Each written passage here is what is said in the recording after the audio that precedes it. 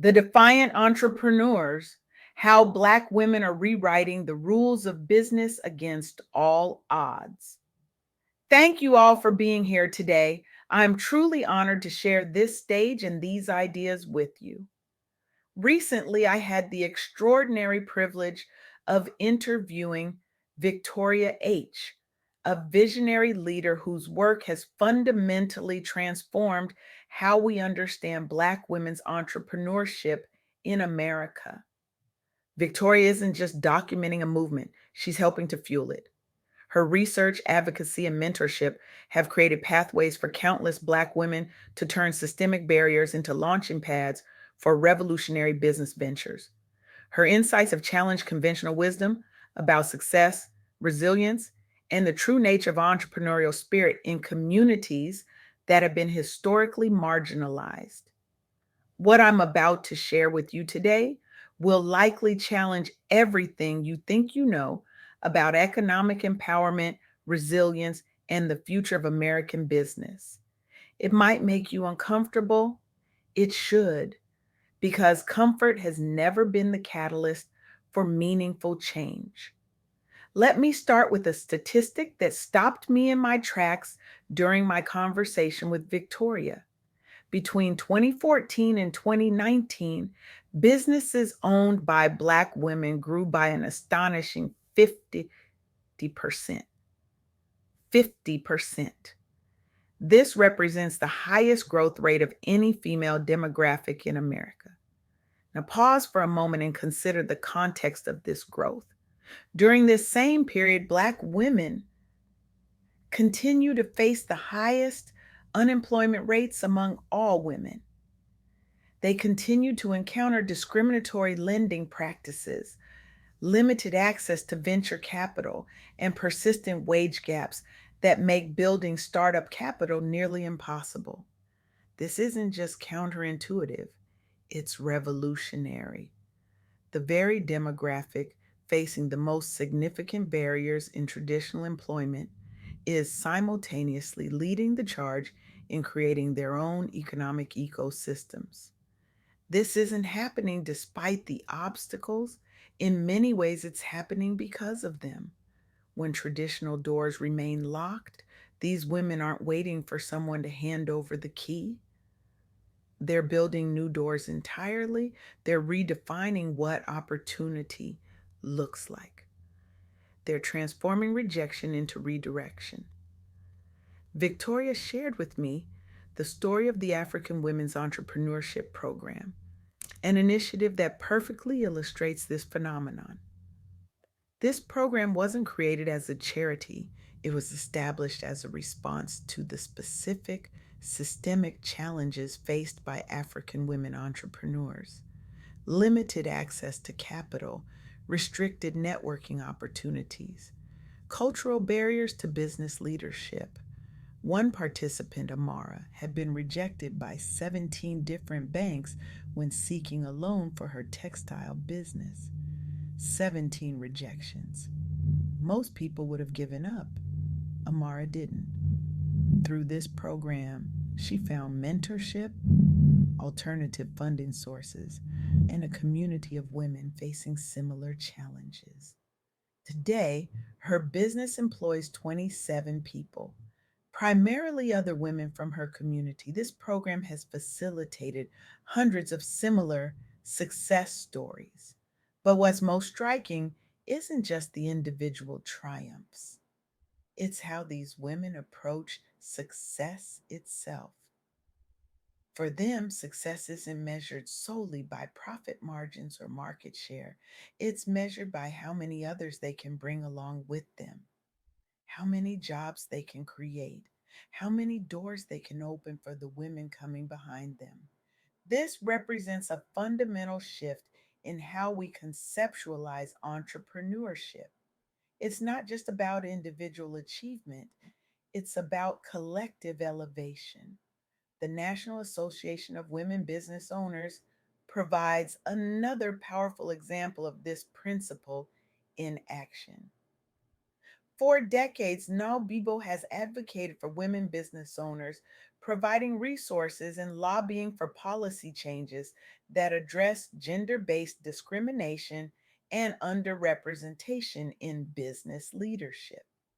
Their work has led to tangible changes in how women access capital, how they're represented in government contracts, and how they're perceived in the business world. But what's particularly relevant about Daibo's approach is how it demonstrates that individual success stories, while inspiring, aren't enough.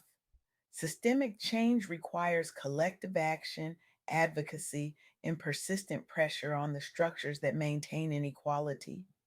But perhaps the most compelling story Victoria shared with me was that of Madam C.J. Walker, a story that resonates deeply with the journey of Black women entrepreneurs today.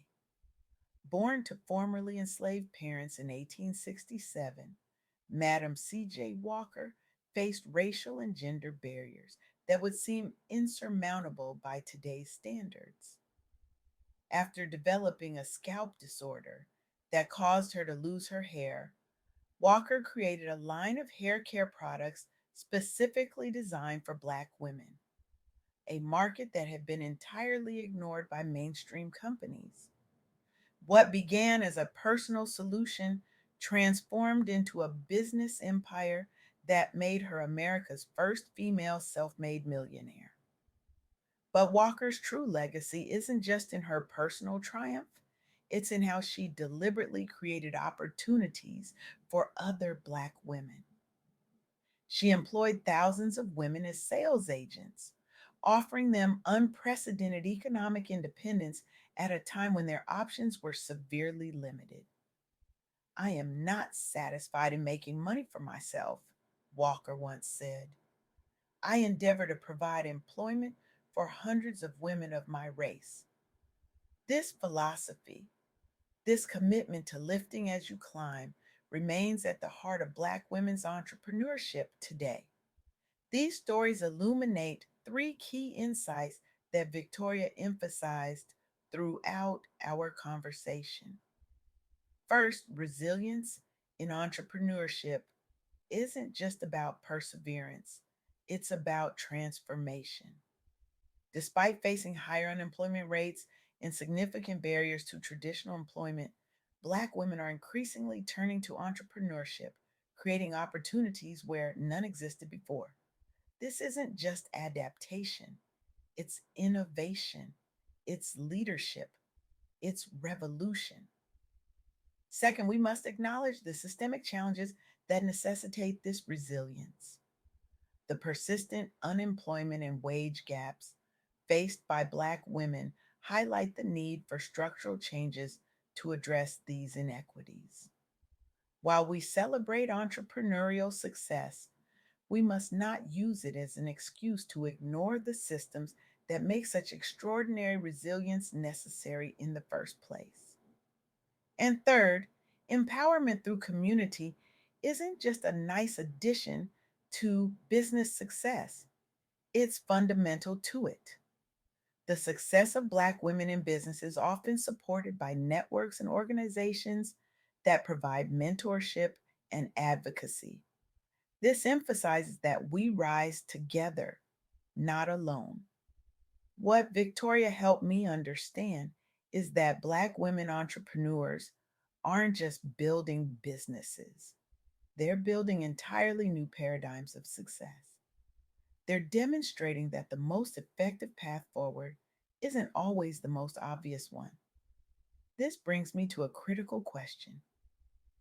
What does this mean for how we think about economic empowerment and success more broadly? For too long, we've operated with a narrow definition of success, one that prioritizes individual achievement over collective advancement, that measures worth in dollars rather than impact, that separates economic progress from community well being. The rise of Black women entrepreneurs challenges these assumptions. It shows us that the most sustainable forms of success are those that create opportunities for others, that build community, that recognize the interconnectedness of our economic futures. It reminds us that resilience isn't just about surviving challenges, it's about transforming them into opportunities for growth, not just for ourselves, but for those around us. This perspective is particularly relevant in our current economic climate, where traditional employment models are shifting, where uncertainty is constant, where adaptability is essential. The entrepreneurial spirit demonstrated by Black women offers lessons for all of us about how to navigate change, how to create opportunity from challenge, how to build success that extends beyond individual achievement. But let me be clear, celebrating this resilience doesn't mean accepting the conditions that make it necessary. We can admire the extraordinary entrepreneurial spirit of Black women while simultaneously working to dismantle the barriers that make such extraordinary measures necessary in the first place. This is where each of us comes in. This is where our collective responsibility begins. Supporting Black women entrepreneurs isn't just about buying their products or services, though that's certainly important. It's about advocating for policy changes that address systemic inequities. It's about investing in programs that provide capital, mentorship, and resources to underrepresented entrepreneurs. It's about recognizing and challenging our own biases about what leadership looks like, about who belongs in which spaces, about whose ideas deserve support. Victoria emphasized that true change happens when individual actions align with systemic transformation, when our personal choices support our collective values.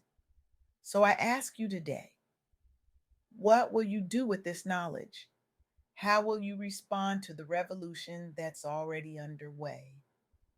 Will you continue to measure success by outdated metrics that prioritize individual wealth accumulation over community well being?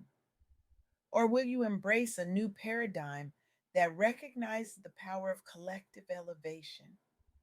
Will you accept the status quo that forces extraordinary resilience from those who face the greatest barriers? Or will you join the movement to dismantle those barriers entirely? Will you be a passive observer of this transformation? Or will you actively participate in creating a business landscape where such extraordinary measures are no longer necessary for success? The choice is yours, but make no mistake, the revolution is already happening. Black women entrepreneurs aren't waiting for permission to redefine success. They're not asking for approval to create new economic realities. They're building the future now with or without your participation. The question isn't whether this transformation will continue, it's whether you'll be part of it, whether you'll learn from it, whether you'll help accelerate it. Because in the end, the resilience, innovation, and community centered approach demonstrated by Black women entrepreneurs doesn't just benefit them, it offers a blueprint for a more equitable, sustainable, and interconnected economic future for all of us. The future of business isn't just about profit, it's about purpose. It isn't just about individual success, it's about collective elevation. It isn't just about surviving within broken systems, it's about creating new ones entirely. This is the lesson. This is the challenge. This is the opportunity. What will you do with it?